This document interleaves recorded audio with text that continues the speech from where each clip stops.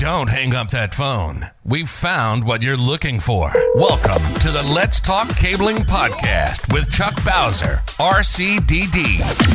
Well, seeing how we're pulling Category 6A, the most powerful twisted pair in the world, you gotta ask yourself this one question. Did I pull 295 or 300 feet? Well, do you feel lucky? Do you, punk? What exactly does RCDD stand for? Registered Communications Distribution Designer. Just the expert you need to ensure your cable plant performs exactly as designed. The elite professional, knowledgeable, and experienced in leading-edge ICT design principles. Now, send the new guy to the truck for a bucket of dial tone and the cable stretchers, while you listen to an informative program on telecommunications. Thursday night, 6 p.m. Eastern Standard Time. That can only mean one thing. Live after hours with your favorite RCDD, Chuck Bowser RCDD. You know it's me. Don't even try to pretend like it's not me. You know I'm your favorite RCDD. Guys, you just say it. Chuck, you're my favorite. We're good to go. We are good to go. This is going to be an exciting show, okay? Exciting show. I got so much to talk about and so little time to do it in. I don't know how I'm going to do it all. And just, I don't know how. We're going to do it, though. We are going to do it. So, as we always start off every episode, right? Every episode. If you've been a member of this podcast for any period of time, you know I always start off with, what are you drinking? This is an after hours live show, so you can drink anything you want, even adult beverages. But Chuck's drinking water. I'm already hyped up. I don't need anything like that right now. Oh my Lord. Yeah, I'm drinking. No, actually, I take it back. Hold on. It's not water. It's not water. It's Zevia root beer soda. That's right. No sugar, no coloring. My favorite thing. So tell us in the chat box, what are you drinking right now? Anthony's in the house. Anthony, lots of good stuff coming on this show. You better hang around. Lots of good stuff. So tell us in the chat box, what are you drinking? Hold on. I got to get back over to my live stream. I lost my live stream somehow. There it is. There it is. Yes. Oh, chat box. Open it up. So let me see. Somebody here says, unfortunately, unsweetened tea. I saw the greatest meme. It said, and I'm paraphrasing it because I can't remember exactly how it was worded. It said something about, there is nothing that compares to the disappointment a Southerner has when they take a big gulp of an unsweet tea. Yes, right? So absolutely, yes. So again, we're drinking tea. Now, if I've done the after hours thing, I did the acronym challenge. So this acronym challenge, let me throw it up here real quick. Man, I really need to get my wife to help me with this stuff. I really, really do. Today's acronym challenge is TDMM. Helps when you put the microphone in front of your face, Chuck. TDMM. What does that stand for? Anthony's drinking water, by the way. TDMM. What does that acronym stand for? Put your answer in the chat box. Oh, by the way, I also have to say my TDM message. Please help him control the acronym population. Don't forget to spay or neuter your acronym. We have enough. We don't need any more. We don't. So let me see. Nobody in TikTok has answered yet. Let me check the chat box, see if anybody has answered there yet. Let me see. Nope, nobody has ordered.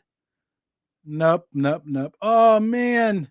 Old Sergeant, I got some bad news for you, buddy, in a second. It stands for Telecommunications Distributions Methods Manual. I'm sorry. Telecommunications Distribution Methods Manual. I always seem to throw in that extra S. I don't know why. Just, I am who I am, and sometimes it rolls. It rolls. Now, why did I pick the TDMM as my acronym for today? Does anybody know? Because the 15th edition TDMM was released today. It was released today, January 25th, 2024. Yes, they got lots of new stuff in it. They got some single pair Ethernet connector stuff in it and some other stuff. I haven't read all the stuff in it yet, which means good news and bad news. If you're studying for your RCD exam or you're going to start studying, you're going to have to buy the 15th edition. Right now, if you go online to Bixby, you can only purchase the hard copy. You can only purchase the hard copy. The electronic copy should be available, according to Bixby, tomorrow. But just in case, I'd wait till Monday because things can happen. But here's that: if you are going to the Bixby conference, and you purchase the 15th edition tdmm, you will get a discount. Yes, if you're an RCDD, you will get a 30% discount if you purchase the tdmm at the Bixby conference. If you're a yet to be RCDD, you're going to start studying for it. If you purchase it at the Bixby conference, you will get a 25% discount. So I think it was like $325 for non-members. So 30% of $325. Hello, that's a chunk of change. That is a chunk of change. Now, when I saw that email come across today, I was filled with questions because that I just started a TDMM study group. This is week 2. We're doing it right after this live stream tonight, right? Oh, look, here, some people answered it. There you go. Ron got it. Of course, Michael got it. I would have known that you got it. And I thought that was because you're our favorite RCDD. I am your favorite RCDD. You're right? Right? Just yes, you can say it. So I was filled with lots of questions, right? Because right now you got a lot of people who had the 14th edition who are studying. You got people who have already applied for the RCD exam. You got people who are studying 14th edition but have. What do these guys do? So I reached out to Bixby because inquiring minds got to know. So if you are studying for your 14th edition right now, and you've already submitted your application to sit for the exam, and that application was accepted, you have up to 1 year to take the test on the 14th edition. Okay, good news. If you are studying for the 14th edition right now, and you have not submitted your application, Bixby will accept applications for the 14th edition RCDD up until the 31st of May, 2024. Now, I suggest you don't wait till May 31st. I suggest you do it now. Okay, get it in the books, get it accepted. Then you have a year from that date. Okay, a year from that date. Now, with that being said, the last exam that they're going to do on the 14th edition is the 1st of June, 2025. So if you're studying the 14th edition, even though the 15th just came out, put your application in, get it accepted. That way you can still take it on the 14th. Because if you wait, Shotzi's in house, he'll tell you every single time that they come out with a new version of the tdmm, they add pages to it. That's more stuff you got to memorize. More stuff you have to memorize. Okay. So great news. There is some other information as well too. The version 15 applications will start to be accepted on the 1st of June, 2024. And if you're looking to take a Bixby class, a Bixby instructor-led class on the 14th edition, there will be no available after the 10th of June of 2024. Okay, the 2024. So keep that in mind. That's good news, isn't it? You can still, so if you're studying your RCD, you still have time. But don't procrastinate. Don't procrastinate. Speaking of Bixby, I'm going there. I'll be there Sunday, Monday, Tuesday, Wednesday, all the way up to the end of the awards banquet. I'm doing a podcast meetup at 3 p.m. at the big Bixby sign. If you've ever been to a Bixby conference, they always have the big sign, the Bixby letter, and people always kind of stand around and they take pictures and stuff. I will be there. I'll be at the podcast meetup on the Tuesday at 3 p.m. and I will have stickers as long as they last. As long as they last, I will have stickers. Okay. I only have like 200. So yeah, try to be the first one there. Did you get a chance to catch last week's show? Not last week's, the Monday, the one that just came out. I had a special guest, Henry Frank. Henry Frank, he participates on the standards committees, and we had an interesting conversation. Number one, on volunteering for committees, whether they're the standards committees or the Bixby committees. But the show was about cable dressing. Should you dress your cable? Should you not dress your cable? Make sure you watch that show. It was a really, really, really good show. Right now, next Monday show. You don't want to miss that because it was a first for the podcast, right? I recorded live at the POE Consortium back in, I don't remember when it was. It was a couple months ago, right? So that show's going to edit out. I'm editing it now, and it'll come out on Monday. I might even release it on Sunday. Kind of depends.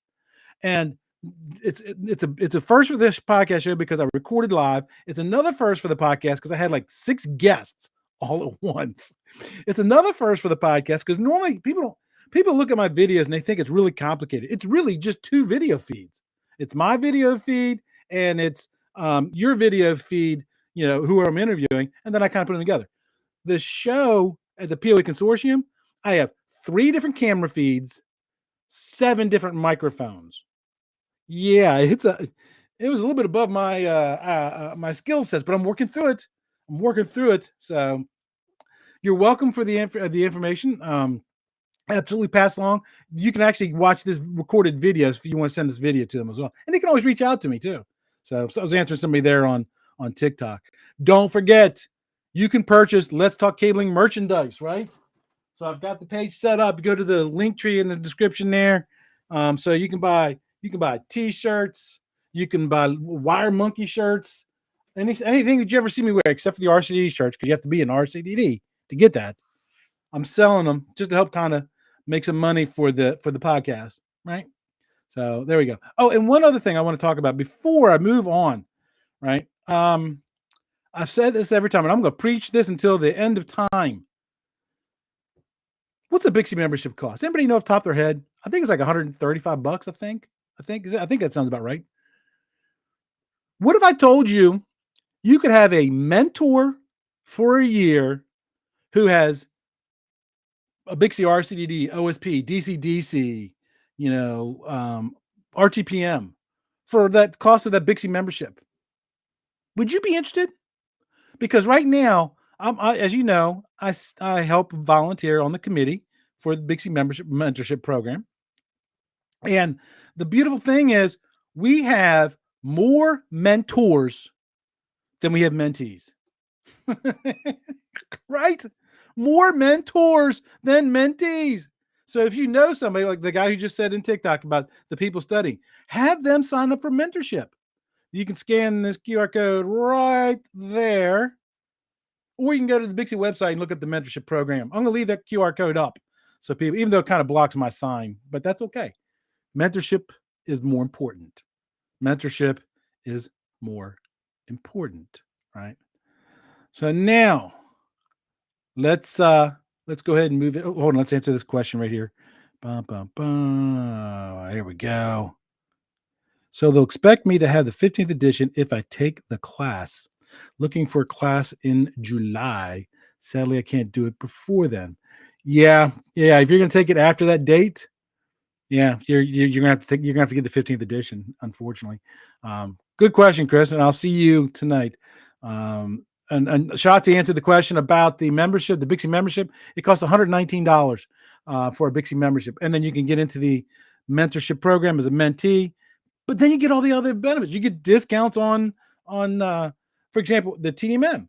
It's $325 if you're a member, and I think $375 or $350 or $375 if you're a non-member. So there's advantages to it. There's absolutely advantages to it. Now, all right. So the subject of today's show wasn't about the tdmm. It wasn't. The subject for today's show was the 10 most commonly asked estimating questions. Daryl, how you doing, my friend? Now these questions are the most commonly questions I get about estimating. And I could literally do a show about each of these questions, right? But I got to get through these things in 30 minutes or less because I got a study group I'm running tonight, right? Several of them are in here tonight. So let's go ahead and flip over to those questions. I'm trying to remember how to do this again. I'm struggling through these platforms here. Sorry about that. One of these days, I will actually talk my wife into running this stuff behind for me. So the first question is, what factors should be considered when estimating the cost of a cabling project? Everything. You need to sit down and do your due diligence. You need to be detail oriented. You need to read the details. When I used to be an estimator and I would get a request for quote, RFQ, a request for proposal, RFP, I read through that thing twice before I even started to work on it. I read it the first time when I got it, just to kind of get an idea how big of a project it was, how much time it was going to involve. And then I waited a day, sometimes two, and then I would read it again. Because when you read it the second time, that's when you really start picking out the details, right? Because you need to know, what is the scope of work? You need to know, what is the size? Is this something that's going to be done by a 2-man crew, a 4-man crew, a 50-man crew, right? You need to know what types of quantities of cables are going to be needed. And you're going to get those from the blueprints, right? So you're going to sit down with the blueprints. You're going to determine all the different types they have, count them up. If it's a job where you don't have blueprints, then you're probably going to have to walk around with the customer. They're going to have to identify where they want the drops at, and then you got to come up with those footages. Sometimes you don't even get that. Sometimes you have to estimate a price without a blueprint and without a walkthrough. How do you do that? Well, you do that by, when you write it up, you make an assumption on the average cable length. So you can do an estimate based on an average run length of 150 feet. And then what you do is, in the terms and conditions and assumptions, you put verbiage in there that this estimate is based on the average run length of 150 feet. We will monitor the test results. And if the average goes above 150 feet, we reserve the right to bill for additional costs for material and labor. That's how you protect yourself. That's how you protect yourself, right? Then you got to figure out your labor costs for the installation, right? Is it going to be day shift, second shift, third shift? Is this going to be your cable pulling crew, or is this going to be your fiber crew? You need to figure out what type of materials and what type of equipment. Are they going to need scissor lifts? Are they going to need a dumpster on site? This is all the kind of stuff that you need to know. So you need to know all of those details. All of those details. Question number 2. It says, how can one accurately determine the quantity and types of cables for a specific project? Well, I kind of just answered that, actually. I kind of got ahead of myself. The blueprints is the best way. And what I would do, and I didn't mention this a minute ago, but if you do an estimate off of a set of blueprints, make sure that you put in your response that your estimate is based on blueprints revision, blah, blah, blah, with the date revision. That way you tie your price to a specific print. Let's be honest, and Daryl can tell us this, but he probably give me 100%. We are always the last one to get the revised set of prints. Always the last. So you want to make sure that your price is tied to a specific drawing. That way, if they say, oh, that wasn't the right one, here's the other one. Well, there you go. My price is no longer null and void, because it says right in my proposal, it was based on this print, based on this day, this revision number, right? So make sure that you do that. Make sure you understand the connectivity requirements. I messed this up one time. I did a job for the federal government. I won't say who it was. And it was a classified site, and I did the estimate for it. And it was one of those really quick turnarounds. You know, they gave it to us, and, oh, we need this price back by tomorrow. I mean, okay. And it was a very complicated design. And I messed up the counts. Luckily for me, I'd actually doubled my counts. I doubled my counts, right? Some hard Scrabble Mountain Life says document. That's pro tip number 1 on my list of pro tips. Document. Yes, good job. So make sure that you really understand it, because had that been the other way, had I not had enough materials in it, I might have lost my job, and the company would have lost money. Also, consider future expansion, right? So when you're putting in the support system, maybe overbuild it. Actually, if you follow the standards, it says to design it for 30% growth. So put that in there, because the average lifespan of a structured cable plant is 7 to 10 years.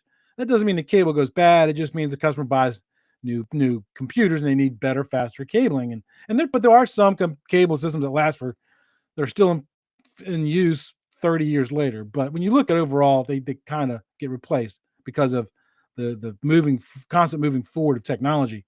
So always make sure that you consider the future. Okay. You also want to make sure that you have a comprehensive cable schedule. So again, clearly, again, document.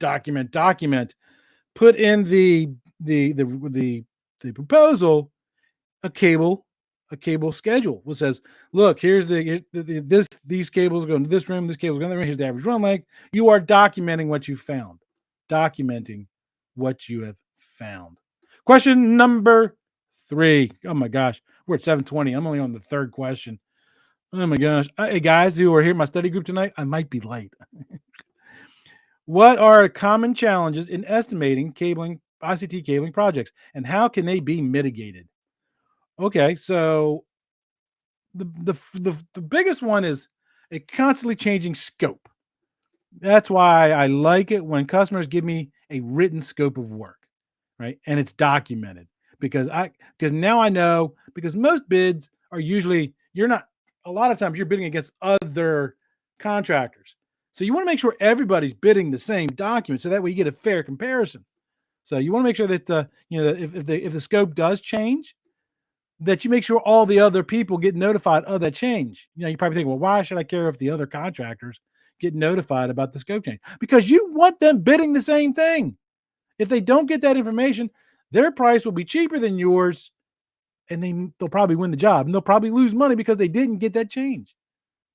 Another big one, unexpected site conditions, right? How many times, I couldn't tell you how many times I've estimated a bid without the building even being there. I had to do it on assumptions. And then I had to assume that the hallway, the ceilings were free and clear. The interstitial space was free and clear to run the cables. And then when the guys got on site, guess what? Somebody took our hallways, right? Clear communication with your clients. I kind of already touched base on. Anytime you have a question, if you call them, follow that up with a confirmation email. If it's in a competitive bid scenario, issue out an RFI, request for information, and make sure that everybody gets notified of that, right?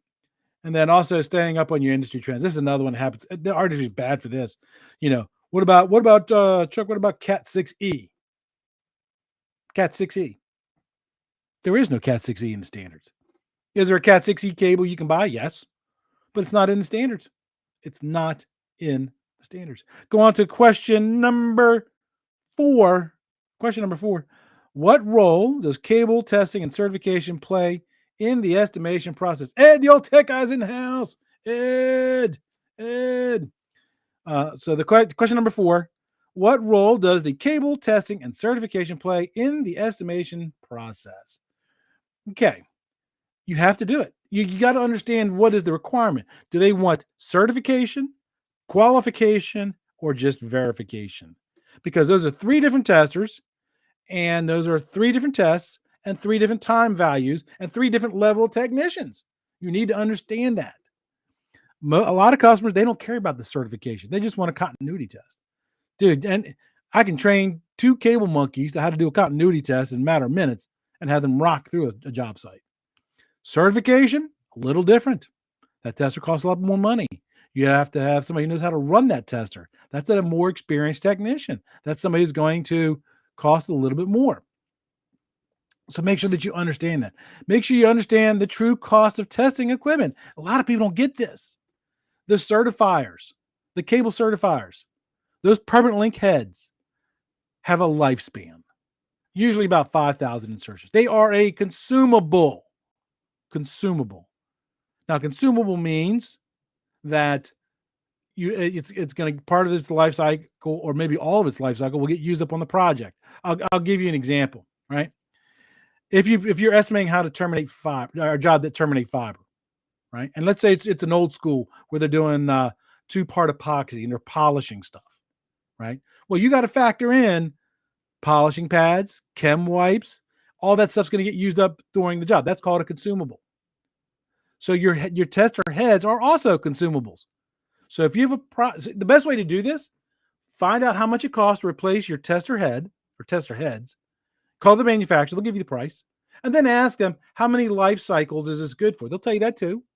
Now all you got to do is take that dollar value, divided by the number of tests that they say those heads are good for, and now you have a consumable number. So if you have a project that has 150 cables, You put in your line 150 labor, whatever your time value is, 5 minutes, 7 minutes, 10 minutes, 15 minutes, whatever it is.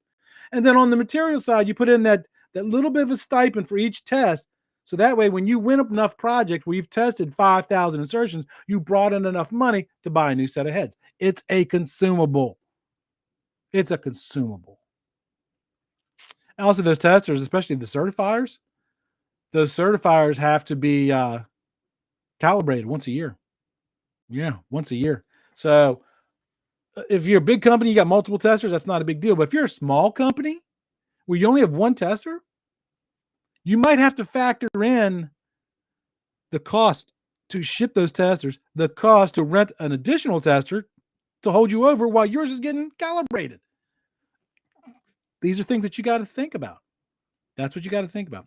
Excuse me, I got the hiccups. Question number 5. How do you account for factors like cable routing, cable trays, and conduit in the estimation of cabling projects? So on the conduit side of this, I've never estimated conduit. I love all these guys. I've always got subcontractors to do.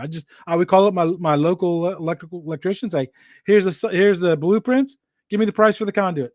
So I take that price and put my markup on it. Boom, put it in. Right, put it in. So, but there's a guy that I'm collaborating with, Jeff, the 360 electrician. I asked him if he could come on tonight and talk about how to estimate conduit because he's an electrician. He actually has 2 shops, one in California, one in Wyoming. And but he was traveling, so he couldn't do it tonight. So I asked him if he could create a video. Maybe I can make a short video content out of that. So I can't talk about the conduit. Now let's talk about the other things, right? The other things, the cable routing. So the cable routing, the key is look at all the other prints. Look at the electrician's prints. Look at the HVAC prints. Look at the fire sprinkler prints. Find out where they're going, what hallway is going to be routing through, because you don't want to route through the same ones, right? So you got to consider that. And then you have to understand the kind of cable. Are you putting in Cat 5e, Cat 6, Cat 6a? Did you know that Cat 6a cable can weigh up to as much as double of 5e? It can. Absolutely can. 1,000 feet of 5e is about 20 pounds, 18 to 20 pounds. There are some older Cat 6a cables that are still on the market that weigh 40 pounds per 1,000 feet. Cat 6a is typically 23 gauge. Cat 5e is 24 gauge. It's more copper. Sometimes you have the crossweb separator inside of it. Sometimes you got the full shield inside of it, right? So it does just cost more. So you might have to put in a more robust system. See, when your material weighs more, like let's talk about J-hooks. So the standard is 4 to 5 feet apart at random distances. If you're putting in a bunch of category 5e, a bunch of category 6a, you might want to bring those J-hooks closer together, maybe to 3 or 4 feet, maybe 1 to 2 feet, depending on how many are going through there, because of all the extra weight. If you just go by the industry standard, 4 to 5 feet apart, you will lose out on your material side. You will lose out on your labor side, right? That's how you do that. And then, once you got your hallways lined out, and here's a tip: if you're not really good at estimating cable tray, ladder rack, most of the manufacturers will help you come up with a bill of materials.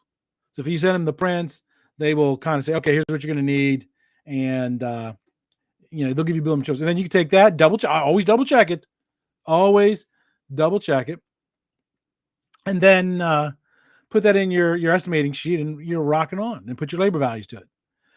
Speaking of labor values, so a lot of times when you're estimating, here's the thing: as an estimator, I could not estimate how long it took me to do something, how long it took me to terminate a jack, how long it took me to test a jack, because not everybody could terminate a jack as fast as I could when I was in my prime.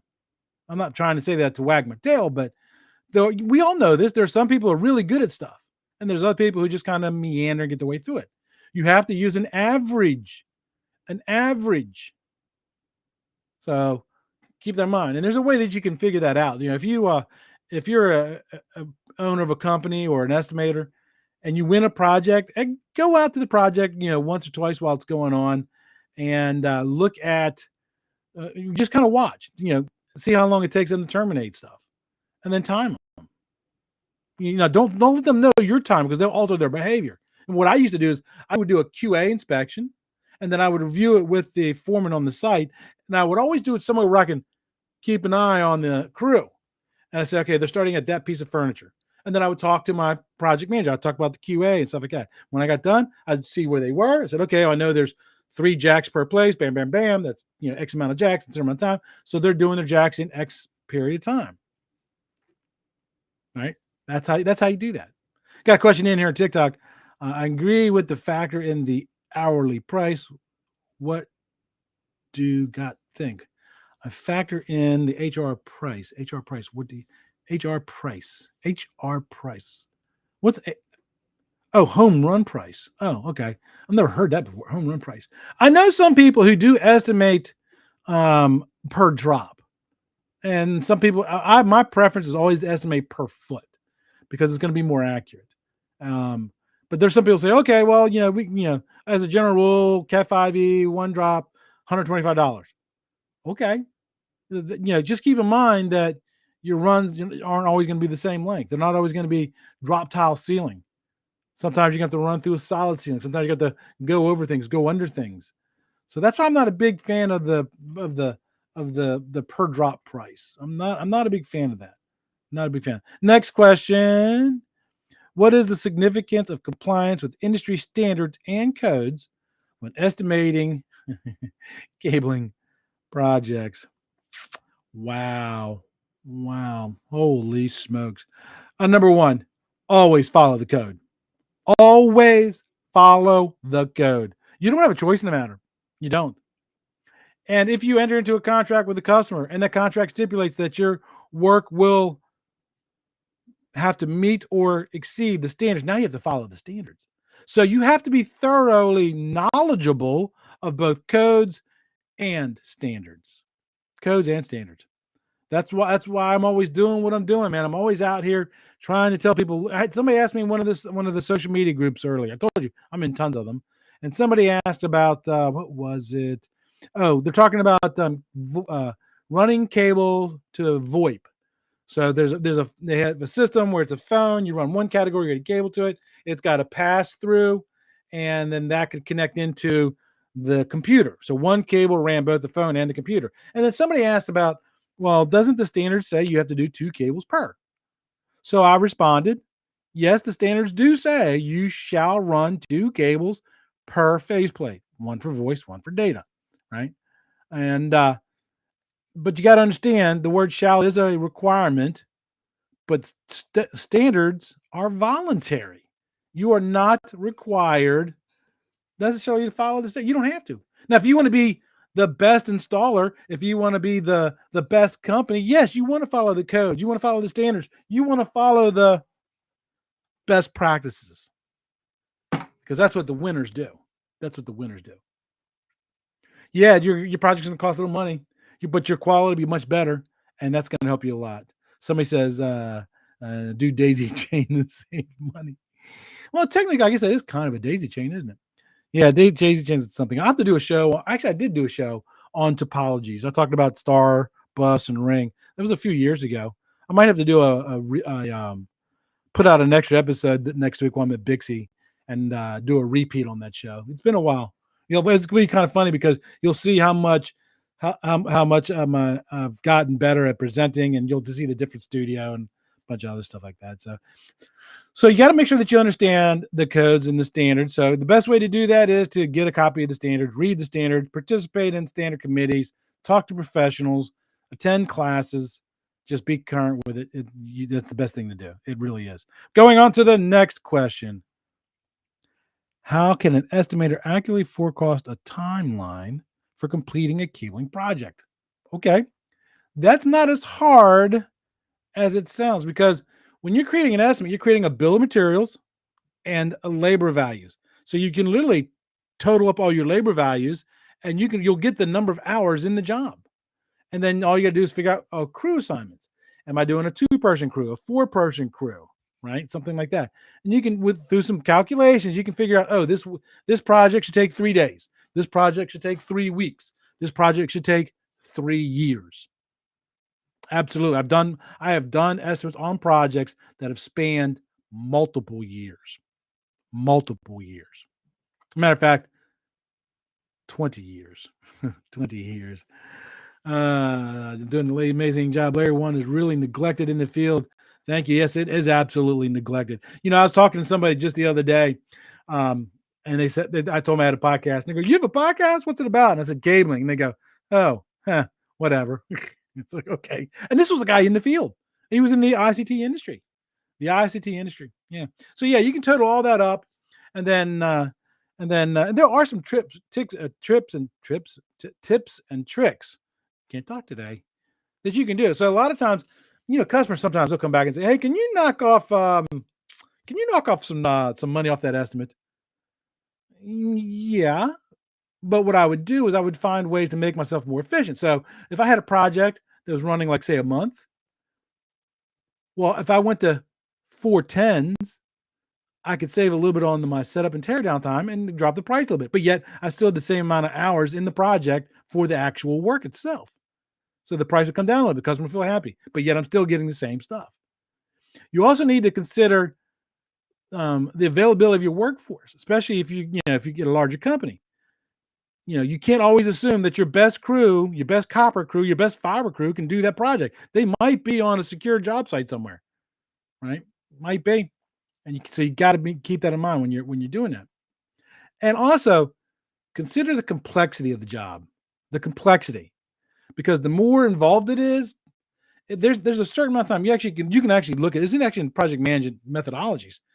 You can see how a project kind of scales up where people it gets better, and faster as people become more acclimated to the project. The more variables, the more things there are, that takes time. I did a project once, or estimated a project once, where we had 35 different types of work area outlets. 35 different types. You know what? That takes time to learn that and then be efficient with that. Question number 8. Oh, man, I really got to get in gear here. Question number 8. What are some time cost saving strategies that can be incorporated? And then, yes, well, I already told you one. Go to 4/10s. That's one I used to do quite often. Another one, and I just told this one. I just did this one in another group that I'm in. And I said, use a 2,000-foot pull-up instead of doing a 1,000-foot spool. And here's why. Think about this. If you've ever pulled cable, there's always a little bit left in the box or on the spool after the job. If you're really good, that number will be below 50 feet. But sometimes it's between 50 and 100. Sometimes it's between 125. That's wasted money. Let's say that if you used a 2,000-foot pull-up and when you got done, you had 125 feet. If you had two 1,000-foot pull-ups, you would have 250 feet left over. You've doubled your waste. There's always waste in a project. When you estimate and you do all your calculations, you say, okay, I need 10,000 feet of cable. There's a factor, and commonly one used is 10%. It kind of depends which one I use depending on the project, but 10%. So you would take 10,000, multiply that by 10%. You would buy 11,000 feet of cable because by the time you got done, you'd have 125 feet left on 10 spools. Well, that's 1,000 feet of cable that you had to buy. You have to calculate. That is part of the process. Part of the process. And then another one is optimize your labor allocations, right? So, is it going to be the same crew all the way through, the same 2, 3, 4 guys? Or are you going to have a copper specialized crew doing the copper and a fiber specialized to do the fiber? Those are ways that you can, because they're going to be more efficient because they've developed the skill sets for that. Question number 9. 638. Oof. How do you handle contingency planning in the ICT cabling project and estimates to account for unforeseen issues? Yes. Cost mitigation, risk management. Yes, that's how you do it. So what you do is there's a bunch of different ways. And if you have the opportunity to ever take the project management class at Bixie, I highly recommend it, especially if Chris Hobbs is teaching the class. Chris Hobbs is a fantastic instructor, and I highly suggest if you get the opportunity to do that, because there's certain ways that you can say, okay, well, we're going to be doing this project in December in Detroit. Well, guess what? What's the weather patterns in Detroit? What happens when there's so much snow that you can't get to the job site? What happens? Maybe not even. Okay, here's one. What if you're doing a project in Miami in January, but the cable that you're buying, or the cable tray that you're buying, or some product that you're buying, is coming from some place that's frozen and they have a big blizzard? Guess what? That's going to delay that product getting built, that product getting shipped, that product arriving on your job site. You got to think about this cost. Well, what happens? Is can you shift the workloads around and do other things until that material come in? See, if you think about it ahead of time, you're already 2 steps ahead in the game. 2 steps ahead in that game. So you can actually, and once you start doing that, you can start assigning dollar values to that. Okay, we're gonna need extra hours. We might have to work second shift. You might need a specific piece of equipment, right? Right. Somebody says we'll call Gray Bar and start staging. Yeah. Oh, absolutely. I'll try to talk to Gray Bar when I'm there. Did you know Gray Bar has a podcast? Did you know that? It's called Keep the Light On. Keep the Light On. I've been on his show, and he's been on my show, I think. And I've met him at the Nika Bixie Summit. Yeah. And then also make sure that your project stays on budget. Stays on budget. Last question. Man, I got to get this done soon. What are some key considerations when providing an estimate for an ICT cable project's return on investment? So this is one of those weird kind of questions, right? Because the return on the investment means, as for a cable contractor, is you're expending labor and material to put a cable system in at somebody's place, and you're expecting to get paid a certain dollar value, and you hope by the time you get done doing all the math that you've got more money left in your bucket than you spent on labor, material, and other direct costs. The return on investment is a different thing for the actual end user. So the key is, always monitor the productivity of your techs. And I know technicians don't like to fill out timesheets where you got to break down, not just where you got to do more than just say, I worked 8 hours at project ABC. What'd you do for those 8 hours? What did you get done? Did you do what you really should be doing? This kind of ties in with estimating, because you're estimating at the piece level. You can create together and say, okay, well, if you're estimating that you should be able to pull, 10,000 feet of cable a day, when you're out on the job site, when you got done, did you pull 10,000 feet of cable a day? If you did, great. If you didn't, why not? Understand why not. So that way you can make the adjustment on future projects. So that's the key. You got to understand, you got to make sure that you cover all those things and that you pay attention so you can make those changes. Sometimes the change is good. Sometimes the changes are not so good. If you are a large company where you might have multiple offices, you're not just a small operation working out of, out of your own one single office. You're a big company that has multiple offices. Come together once a year and have meetings.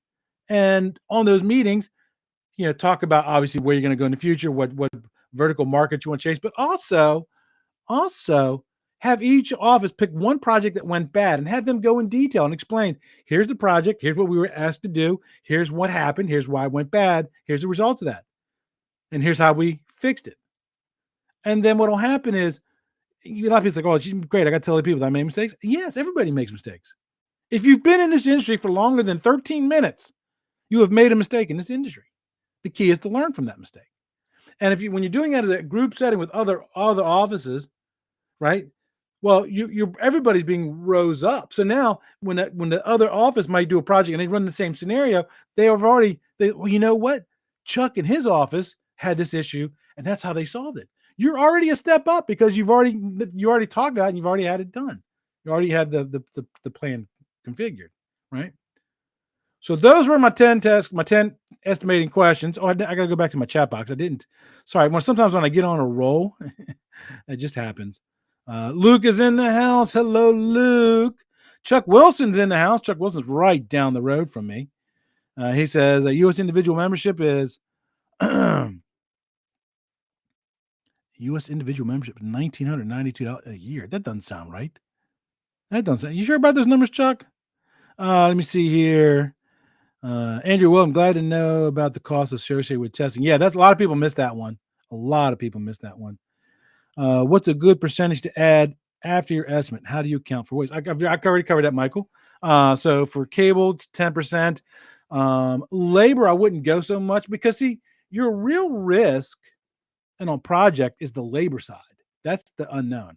I mean, well, the material is a little bit of an unknown, but labor is the big one. That's the one you really got to watch out for. So what I would typically do is, 5% for the labor because it's a bigger dollar value, and 10% on my materials. Jay, who's in the house? Greetings from Chicago. And as long as you don't go 420, yeah, exactly. Let me see. What's the next to say here? What's up, Tech Family? Jehu again. Jehu's a really, really good guy. And then Chuck Wilson again is typing in, separate the dollar amount from the year. Oh, $199. There you go. He's talking about the Bixie membership. Sign up for the Bixie membership. Go to the mentorship program. Get a quality mentor. Quality mentor. I was actually a mentor the first 2 years. I haven't really volunteered to be a mentor this year, but I probably will. But so you get people like me, RCDs, and like I said, DC. So sign up for the mentorship program. It's a great way to get an education. Learn from somebody else's mistakes. That's the key. So you don't have to make those same mistakes, right? How fantastic is that? All right, guys. So don't forget, check out the POE Consortium video coming out on Sunday night or Monday night, one of those 2 nights. And let me know how I did on the editing on that, because like I said, it was a monster. It was a monster. But I'm enjoying it. I'm a glutton for punishment sometimes. And I hope to see everybody at the Bixie conference next week.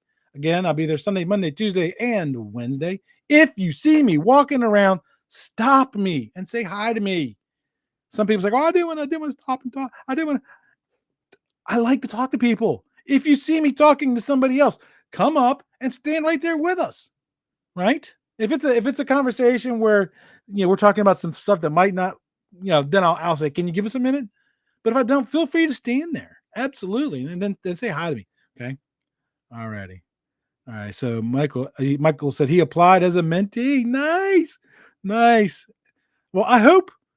Wouldn't it be kind of cool if they signed you to me as your mentee? Wouldn't it be kind of cool? Right. Jay, who was in Sheboygan. I don't know what that means. Yeah, it's a town, I guess. All right, everybody. I'm already way past my 30-minute mark. I am 6:46. I have to go eat dinner and start to conduct my RCD study group at 7 p.m. So until next time, everybody, remember, knowledge is power.